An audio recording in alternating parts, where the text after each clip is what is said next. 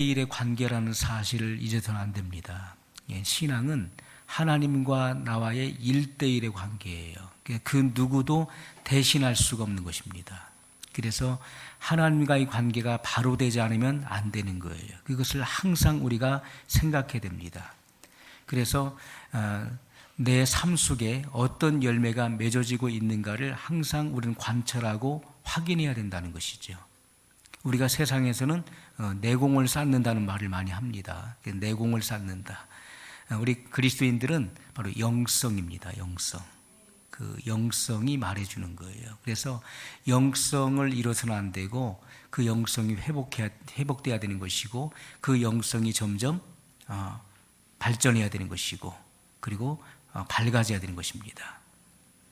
영성이라고 하는 것은 바로 예수님의 마음입니다.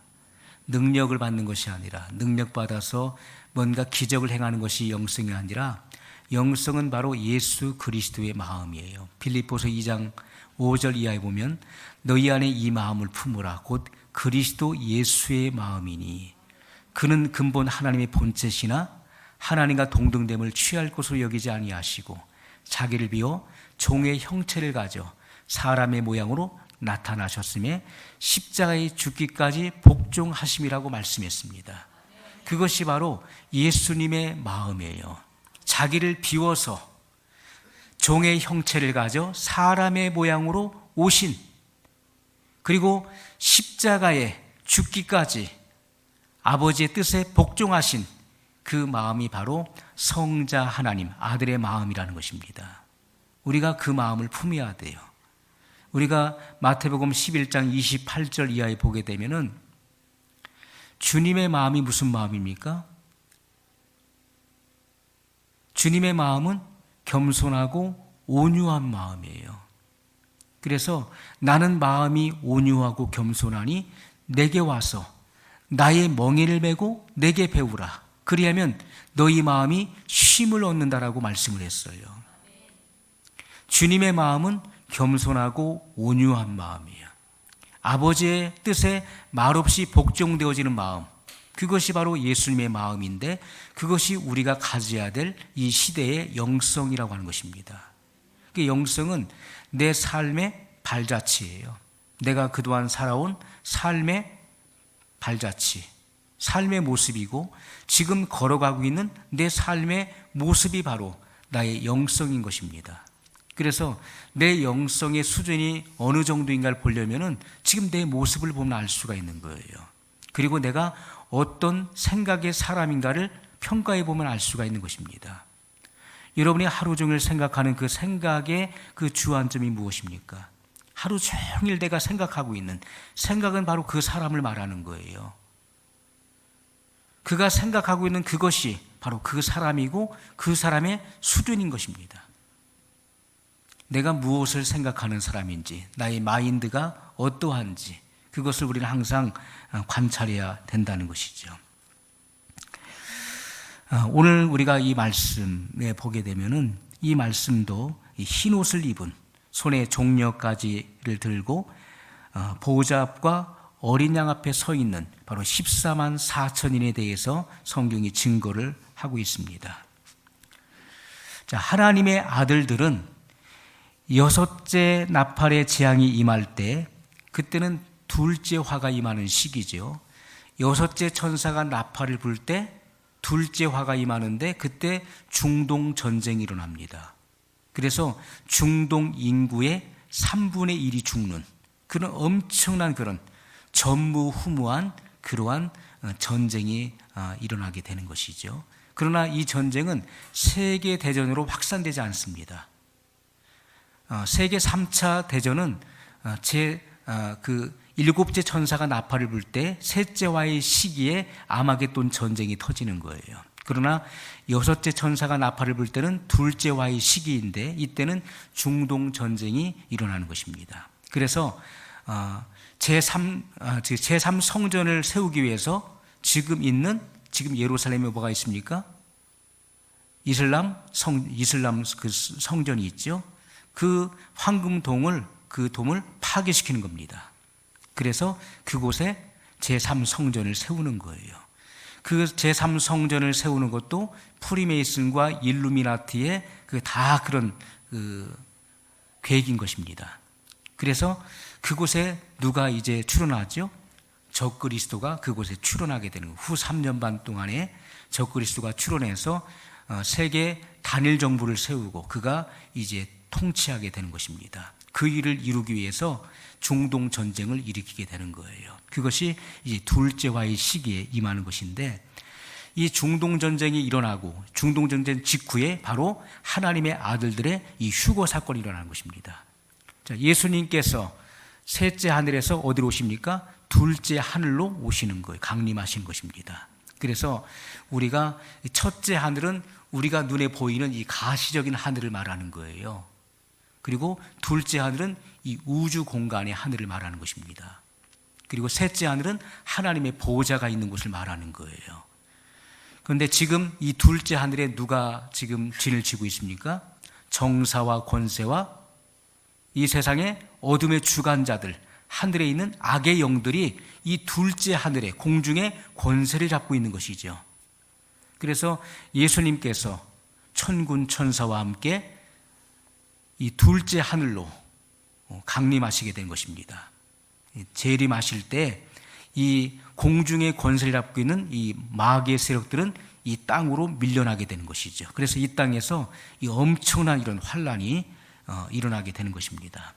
그래서 그것이 이제 후 3년 반을 이야기하는 것이죠.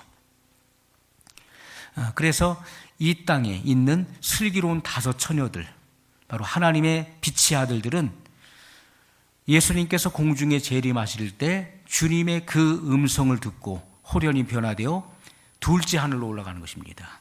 구름소로 끌어올려 거기서 주님을 영접하게 되고 예수님과 그 연합이 이루어지는 것을 성경이 우리에게 말씀을 하고 있는 것입니다. 자, 그래서 이렇게 하나님의 아들들은 여섯째 천사의 나팔이 울려 퍼질 때 그때 이제 공중으로 휴거되는 사건이 일어나게 되는 것이죠. 그들은 환란을 통과하지 않습니다. 그 후 3년 반 대환란을 통과하지 않습니다. 그러나 하나님의 종들은 후 3년 반을 통과해야 되는 거예요. 이 후 3년 반 기간은 뭡니까? 일곱째 천사가 나팔을 불 때 아마겟돈 전쟁이 터지는데 그때 일곱 대접 불의 심판이 이 땅에 쏟아지는 것입니다. 그래서 계시록에 보게 되면은 일곱 인을 떼죠. 그리고 일곱 나팔 심판이 있죠. 그리고 일곱 대접 불 심판이 있는 것입니다. 그래서 일곱 대접 그 불 재앙 심판이 이 땅에 다 쏟아질, 하나님의 그 진노가 이 땅에 다 쏟아져서 불로 멸하시는 것입니다. 그때 그 하나님의 종들은 하나님의 아들들이 예비한 그 피난처, 환란의 피난처에 들어가서 거기서 한 때와 두 때와 반 때, 바로 3년 반 동안을 그곳에서 피난에 있어야 되는 것이고 거기서 승리하고 나와야 되는 것입니다. 그것을 오늘 말씀이 우리에게 분명히 보여주고 있습니다. 자, 그래서 계시록 13장 8절에 보면은 죽임을 당한 어린 양의 생명책에 창세 이후로 농명되지 못하고 이 땅에 사는 자들은 다 짐승에게 경배하리라, 이렇게 말씀하고 있어요. 자, 짐승에게 경배하는 자들이 누굽니까? 그들은 죽임을 당한 어린 양의 생명책에 창세 이후로 농명되지 못한 자들이라고 말씀하고 있어요. 창세 이후로. 그렇다면은 창세 이전에는 어린 양의 생명책에 그 이름이 기록되어 있었는데 창세 이후로 그 이름이 지워진 자들이 있다는 것을 암시하고 있는 말씀이에요. 그들은 타락한 자들을 말하는 것입니다. 성령 회방죄에 걸려들거나 주님을 배교해서 그 이름이 생명책에서 지워진 자들을 말하는 거예요. 그래서 주님은 성경에서 창세 이전이 나오고 창세 이후가 나오는 것입니다. 이 말씀 속에는 죽임을 당한 어린 양의 생명책에 창세 이후로 농명되지 못하고 이 땅에 사는 자들은 다 짐승에게 경배하게 되리라, 경배하리라, 이렇게 말씀을 하고 있는 것입니다. 자, 어린 양의 생명책에 농명되지 못한 자들, 택함을 받지 못한 자들은 누구든지 후 3년 반 대환란을 통과할 때 짐승의 표를 받게 된다는 것을 분명히 말씀하고 있어요. 그래서 하나님의 어린 양의 생명책에 기록되지 못한 자들, 농명되지 못한 자들은 어떻게 된다고요? 다 짐승의 표를 받게 된다, 이렇게 말씀을 하고 있어요. 계시록 13장 16절에 저가 모든 자, 곧 작은 자나 큰 자나 부자나 빈궁한 자나 자유한 자나 종들로 그 오른손에나 이마에 표를 받게 한다고 말씀하고 있습니다. 자, 이것이 바로 매매표인 것입니다. 매매표. 짐승의 표예요. 이 짐승의 표를 받는 자는 어떻게 됩니까? 계시록 14장 11절로 12절에 보면 그 고난의 연기가 세세토록 올라가리로다. 그 짐승의 표를 받는 자는요, 구원받지 못하는 것입니다. 그래서 그 고난의 연기가 세세토록 올라가리로다. 이것은 그 불과 유황이 타는 못에 던져지게 된다는 거예요. 짐승과 그의 우상에게 경배하고 그 이름의 표를 받는 자는 누구든지 밤낮 쉼을 얻지 못하리라 하더라. 성도들의 인내가 여기 있나니 저희는 하나님의 계명과 예수 믿음을 지키는 자니라, 이렇게 말씀하고 있어요. 자, 성도의 인내가 여기 있는 것입니다. 그래서 반드시 성도는 이기는 자가 되어야 되는 거예요.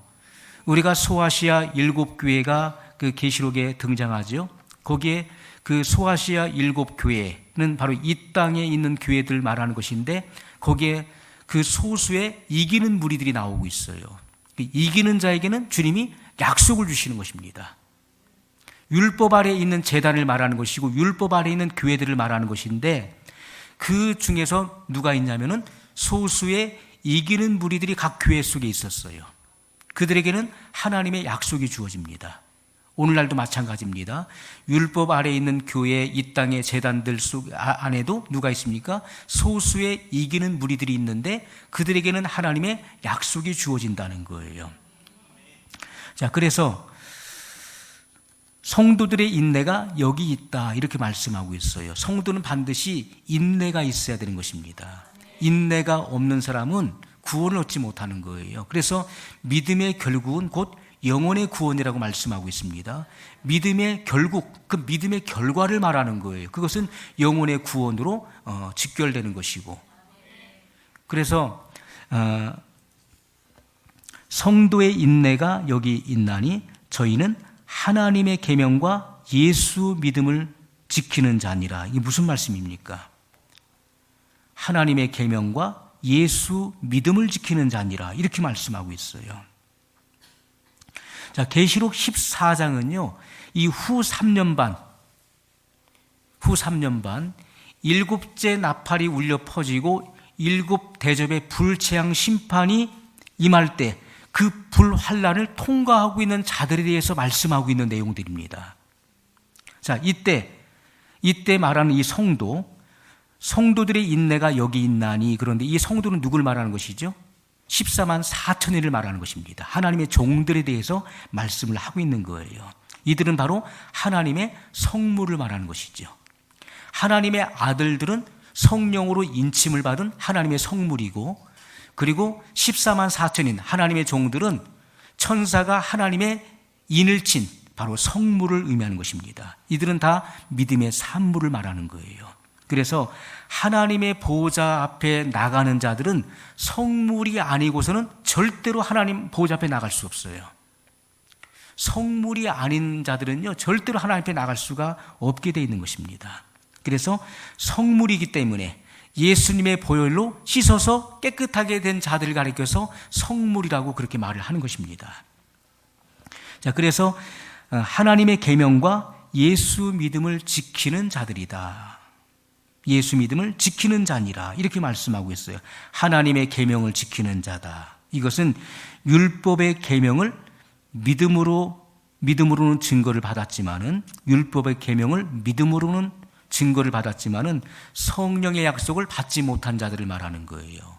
성령의 약속을 받는다는 것은 성령 세례를 말하는 것입니다. 성령 세례를 받은 자들은 하나님의 아들이 되는 것이고, 우리가 율법의 계명을 믿음으로는 증거를 받았지만은 성령의 약속을 받지 못한 자들은 바로 하나님의 종들을 말하는 거예요. 자, 이들에 뭐라고 말씀하죠?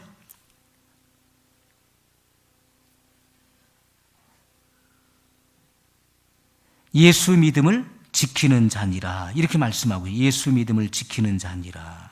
이것은요, 어린 양 예수님을 아주 신실하게 믿고 따르는 자들인 것을 말씀하고 있어요.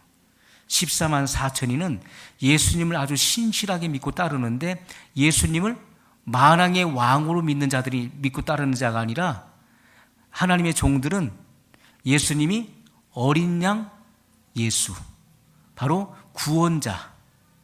구원자이심을 믿고 따르는 자들을 의미하는 것입니다. 그래서 예수님의 피로 씻어서 깨끗함을 받은, 구원의 표를 받은 자들을 말하는 거예요. 자, 이들에게 천사가 와서 그들의 이마에 하나님의 인을 치는 것입니다. 구원의 표를 받게 하는 거예요.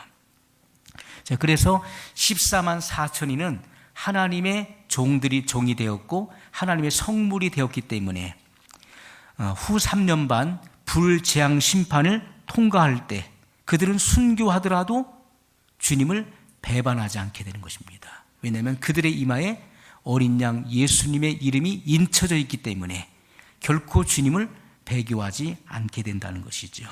그리고 예수 믿음을 증거하는 자들이에요.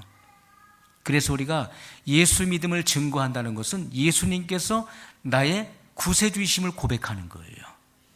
그리고 반드시 이 불재앙 심판이 끝날 때 주님은 다시 지상 재림하셔서 우리를 시온산으로 영접해 드릴 것에 대한 그 믿음을 고백한다는 것입니다.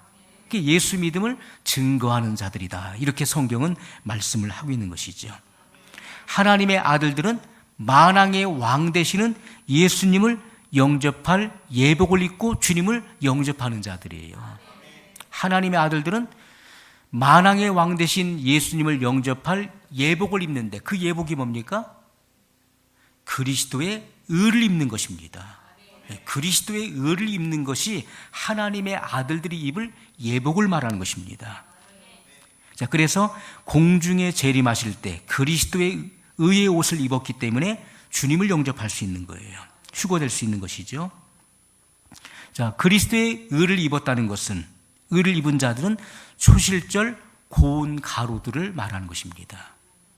고운 가루가 돼야 거기에 기름을 섞어서 떡을 만들 수 있는, 반죽해서 떡을 만들어서 하나님 앞에 드릴 수가 있는, 그 예물로 드려질 수가 있는 것이죠.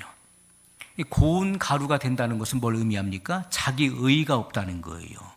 곡식은 어떻습니까? 곡식은 빠지지 않았어요. 곡식은 뭘 의미하죠? 곡식은 바로 이 알이 있는 이 곡식은 바로 하나님의 종들을 말하는 것이고, 그 곡식이 완전히 빠져서 고운 가루가 된 자들은 하나님의 아들의 열매를 말하는 것입니다. 그래서 그들은 바로 그 영의 구원을 받은 자들을 말하는 거예요. 그들이 바로 하나님의 아들들이에요. 초실절 고운 가루. 그래서 그들은 처음 익은 열매들을 의미하는 것입니다. 자기 의가 없다는 것은 뭘 의미하죠? 자기 공로가 없다는 거예요. 내 의가 없어요. 내 자랑이 없는 것이고, 그리고 내 뜻이 없어요. 그리고 나 자신을 과시하거나 과신하지 않습니다. 자존심이 죽은 자들이에요. 자기 자신이 완전히 부서져서, 그래서 내가 나타나지 않는 자들을 말하는 거예요. 그들이 진정한 하나님의 아들들이고 의의 후사들인 것입니다. 우리가 이 후사라고 하는 말은 뭘 의미한다겠죠? 바로 왕들을 의미하는 거, 왕. 하나님 나라의 바로 왕들을 의미하는 거, 왕의 신분을 의미한다고 그랬습니다. 그래서 하나님의 나라의 왕들은요, 그 신분 그 자체가 왕이기 때문에 제사장의 직분과는 다른 거예요. 제사장 나라의 제사장 나라의 그 직분자들은 하나님의 종들을 의미하잖아요. 그러나 후사들은 바로 왕들을 의미합니다. 그 왕권의 권세를 가지고 있어요. 그들은 완전히 부서져서 고운 가루가 된 자들을 의미하는 것입니다. 그래서 그들의 삶의 현장 속에서 그 하나님의 의가 그들을 통해서 나타나게 돼 있는 거예요. 그래서 우리가 14만 4천이는 예수 그리스도의 이름으로 죄사함의 세례를 받은 자들, 그리고 하나님의 아들들은 죄사함의 세례를 받은 이후에 성령의 약속을 받은 자들이라는 것을 우리가 알 수가 있습니다. 성령 세례를 받음으로 하나님의 성전이 그 안에 세워지는 거예요. 왜냐하면 성전은 성령이 거하시지 않으면 성전이 될 수가 없는 거예요. 하나님의 영이 그 안에 내주하시기 때문에 거룩한 성전이 됐다는 것입니다. 성령이 거하시기 때문에 하나님의 아들의 음성을 듣게 되는 거예요. 그리고 예수님과 한 몸에 연합된 지체이기 때문에 주님의 음성을 듣고 호련히 변화되어 휴거될 수가 있다는 것입니다. 그것이 바로 하나님의 아들들, 빛의 아들들을 말하는 것입니다. 휴거되는 아들들 중에는 이 땅에 목회자도 있을 것이고요, 또 교회 장로님, 권사님, 집사님들도 있을 것입니다. 그리고 또 신학대학의 교수들도 있을 것이고요, 또 학자들도 있을 것입니다. 그러나 이 반드시 하나님의 아들들은 성령 세례를 받아야 되는 것입니다. 성령의 인침이 반드시 있어야 되는 거예요. 그래야 하나님의 후사가 되는 것입니다. 그리스도와 함께한 후사가 되어서, 후사는 하나님의 나라를 유업으로 이어받을 자를 말하는 거예요. 상속인을 말하는 것입니다. 그들은 바로 왕권의 권세를 가진 자들인 것을 분명히 말씀하고 있어요. 늦은 비 성령을 반드시 받아야 되는 것입니다. 이 마지막 시대에 늦은 비 성령이 영원한 복음을 통해서 여러분의 심령 가운데 뿌려지는 것입니다. 예수님께서 씨 뿌리는 자의 비유를 배우라고 말씀하셨어요. 그 씨가 바로 천국의 씨를 말하는 것인데, 그 씨가 더러는 길가에, 더러는 돌짝밭에, 더러는 가시떨기에, 더러는 좋은 땅에 떨어졌다고 말씀하고 있어요. 그런데 반드시 그 결실은 좋은 땅에서만 이루어졌다는 것입니다. 여러분의 그 마음, 그 심령이 좋은 땅이 돼야 돼요. 이 천국의 씨가 떨어져서 반드시 아름다운 소출로 나와야 되는 것입니다. 그 열매가 바로 여러분이 돼야 되는 거예요. 하나님의 아들들의 열매로 나와야 되는 것이고, 또는 하나님의 종들의 열매로 나와야 되는 거예요. 그들만이 바로 믿음의 산물이 된다는 것입니다. 믿음의 산물이에요. 여러분이 하나님의 아들들의 아름다운 열매로 나타나지기를 주님의 이름으로 소원합니다. 그래서 우리가 하나님의 아들들은 이 영원한 복음의 비밀을 다 알게 되는 거예요. 진리의 성령이 오시니까 하나님의 이 비밀한 이 계시를 다 열어주시는 거예요. 성령이 생각나게 하시고 가르쳐 주시고 장래일을 알게 하시기 때문에 이 비밀이 없는 것입니다. 성경에 흐르고 있는 이 구속사의 모든 비밀이 다 풀어지게 되어 있는 거예요. 그리고 모든 민족에게 이 영원한 복음을 다시 예언하게 되는 자들이 바로 하나님의 아들들, 바로 의의 후사들인 것을 성경이 우리에게 증거를 해주고 있는 것입니다. 그래서 하나님의 아들들은 이 마지막 시대의 화목직책을 깨닫는 자들이에요. 화목직책. 주님께서 저와 여러분에게 이런 직분을 주셨지만은 이 직분보다 더 중요한 것, 공통적으로 주신 것은 바로 화목직책이라고 하는 것이죠. 화목하게 하는, 하나님과 원수된 것을 화목시키는 그 화목직책을 감당해야 되는 것이고, 이 마지막 시대에 하나님의 종들의 피난처를 예비하는 것은 바로 하나님의 아들들의 몫이 되는 것입니다. 그것이 바로 하나님의 의를 이루는 거예요. 그들에게 하나님의 의가 드러나는 거예요. 하나님의 아들들에게는 하나님의 의를 드러내시는 것입니다. 그래서 하나님의 아들들은 이 마지막 시대의 사명을 깨닫는 자예요. 하나님의 의가 무엇인지, 하나님의 뜻이 무엇인지를 깊이 통찰할 수 있는 안목이 열린 자들이에요. 그래서 그 하나님의 의를 알고 그 의를 행하는 자들인 것입니다. 그것이 바로 화목직책을 감당케 하신다는 것입니다. 바로 이들을 가리켜서 복음의 공동체라고 불려지는 것이죠. 두 증인 중에서 하나님 율법의 공동체가 있죠. 그들은 하나님의 종들을 말하는 것이고, 복음의 공동체는 바로 하나님의 아들들을 말하는 것입니다. 하나님의 아들들은 바로 복음의 공동체를 말하는 것이죠. 그래서 이 복음의 공동체는 어디에 앉게 됩니까? 바로 어린 양 예수님의 우편 보좌, 12사도와 연합을 이루는 우편 12보좌에 앉게 되는 것입니다. 그것이 바로 그 하나님의 나라의 왕들이 앉는 보좌예요. 예수님이 어디에 앉으시죠? 하나님 보좌 우편에 앉아 계시는 거예요, 예수님께서.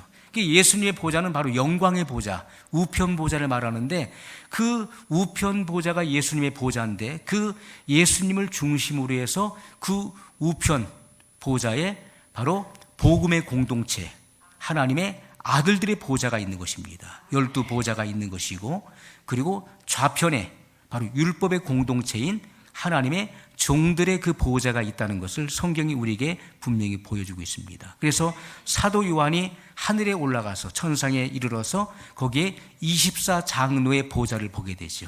24장로의 그 보좌가 뭘 말합니까? 바로 율법과 복음의 두 공동체를 의미하는 것입니다.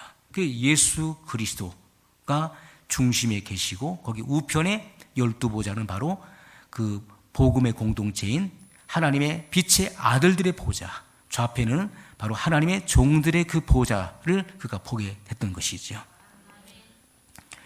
그래서 하나님의 어린 양의 우편 12보좌의 연합을 이루고, 12사도와 그 연합을 이루고, 그리고 좌편에는 그 하나님의 종들이 연합을 이루는 그 내용을 성경이 분명히 보여주고 있습니다.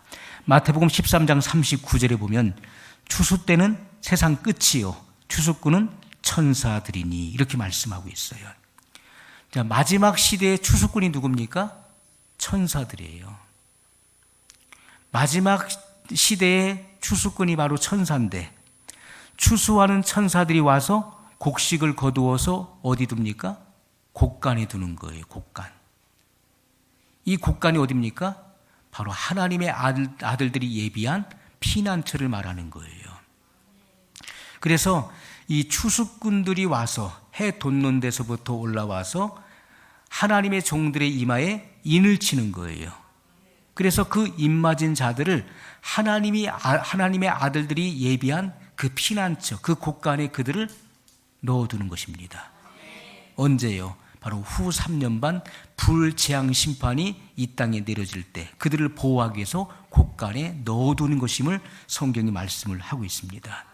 그래서 14만 4천인을 가리켜서 여자의 남은 자손이라 이렇게 말을 하는 것이죠. 그래서 7년 대환란의 이 후 3년 반을 다 통과해서 이긴 자들을 말하는 것인데, 주님께서 지상 재림하실 때 새 예루살렘 성으로 구원해 드리는 바로 자들을 말하는 것입니다. 계시록 14장 1절에 보니까 또 내가 보니 보라 어린 양이 시온산에 섰고 그와 함께한 14만 4천이 섰는데 그 이마에 어린 양의 이름과 그 아버지의 이름을 쓴 것이 있도다. 이렇게 말씀하고 있어요. 자, 어린 양 예수님께서 시온산에 섰을 때 그곳에 누가 있습니까? 14만 4천인이 서 있어요. 그들의 이마에 뭐가 있습니까? 어린 양 예수님의 이름과 아버지 여호와의 이름이 그 이마에 있다. 이렇게 말씀하고 있어요. 이것은 바로 하나님의 종으로 택함을 받은 바로 이스라엘 12지파의 자손들, 바로 14만 4천인을 말씀하고 있다는 것입니다.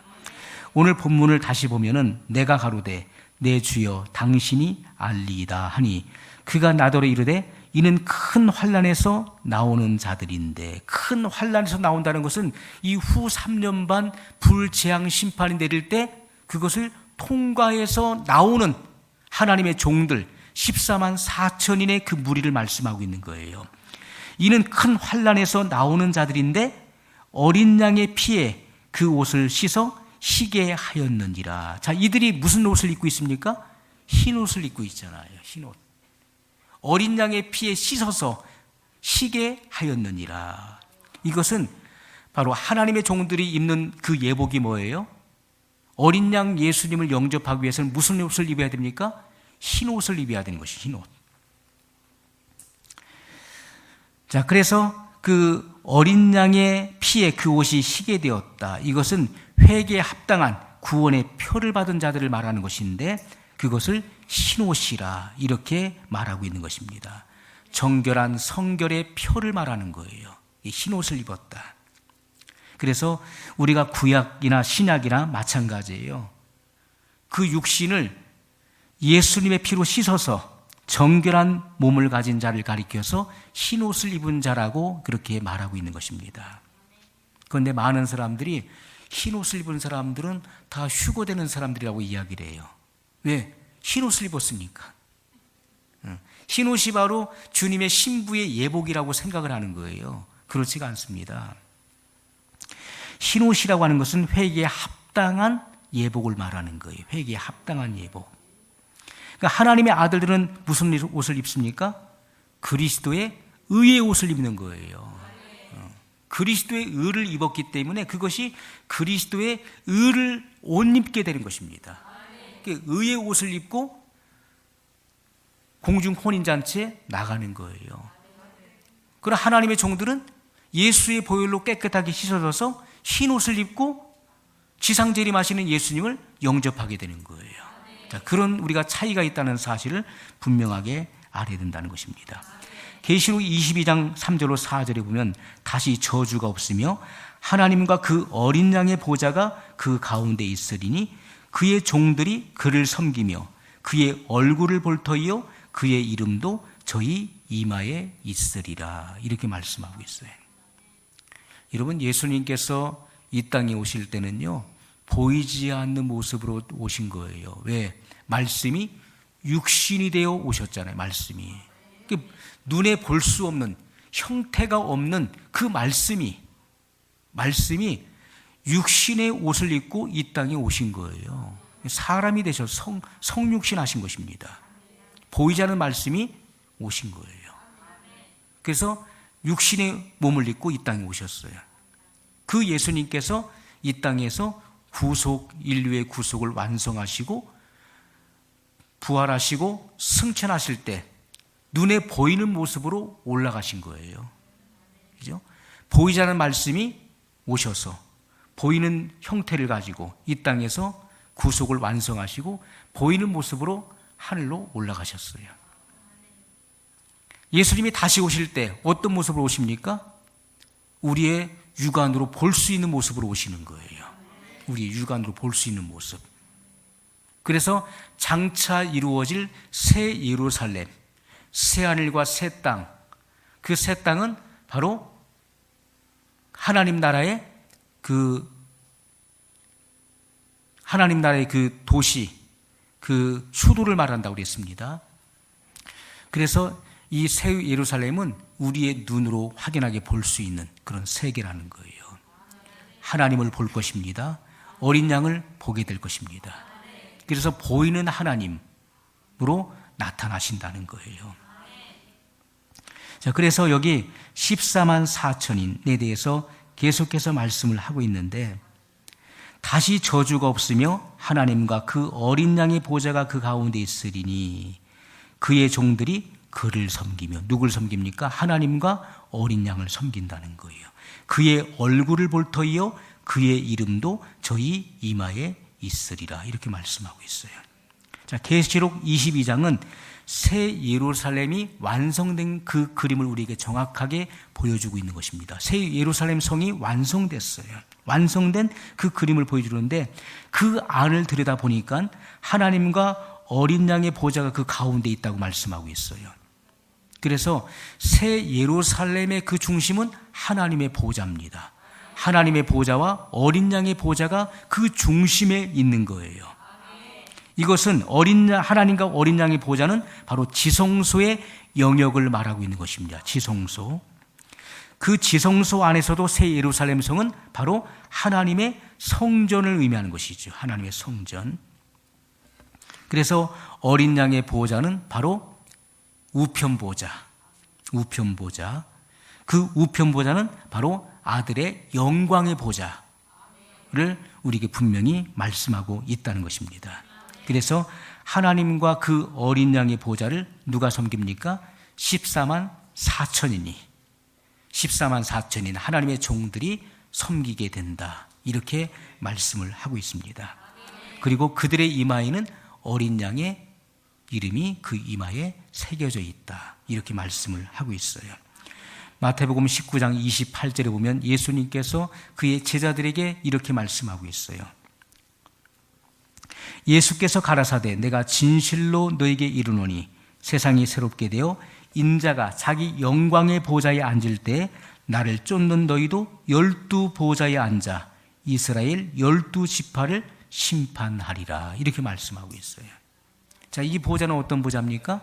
우편 보좌예요. 예수님과 함께 우편 12보좌에 앉아서 이스라엘 12지파를 심판하리라. 바로 이 왕권의 권세를 가지고 다스리는, 통치하는 권세를 갖게 된다는 것을 말씀하고 있어요. 이들이 바로 하나님의 아들들을 말씀을 하고 있는 것입니다. 자, 하나님의 나라를 유업으로 이을 아들들이 이미 거기에 연합되어 있다는 사실을 분명하게 우리에게 보여주고 있어요. 여러분, 성경은 우리에게 너무나 확실한 그림을 우리에게 보여주고 있습니다. 하나님의 아들들의 보좌, 우편 보좌와 또 하나님의 종들의 좌편 보좌에 대해서 분명하게 우리에게 보여주고 있어요. 여러분, 하나님의 종들도 어떤 자들입니까? 하나님의 종들도 바로 천사가 하나님의 인을 친자들이고, 그들은 회개를 통해서 예수의 피로 정결함을 받은 자들이에요.